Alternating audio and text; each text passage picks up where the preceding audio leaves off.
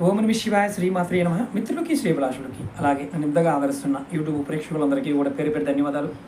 మిత్రులారా, మీ అందరికీ పరాదేవత ఎల్లవెల్లలా మీతో ఉండి మీ మనోవాంఛ నెరవేర్చాలని మనస్ఫూర్తిగా కోరుకుంటున్నాను. ఒక మిత్రుడు అడిగాడు, గురువుగారు అమావాస్య నాడు దానాలు చేయమని చెప్తున్నారు కదా, ఏ దానం చేస్తే మాకు పితృదోషాలతో పాటు రాహుకేతు శని భగవానుడి యొక్క ప్రభావం కూడా తగ్గుతుంది చెప్పండి అని అడిగారు. మంచి క్వశ్చన్ ఇది. మీరు అమావాస్య నాడు నల్ల నువ్వులు, నువ్వుల నూనె ఈ రెండు కూడా దానం చేయటం వల్ల శని భగవానుడు రాహుకేతు ప్రభావం కూడా మీ మీద తగ్గడానికి అవకాశం ఉంటుంది. అలాగే పితృదేవతల యొక్క శాపాలు కూడా తొలగిపోతాయి.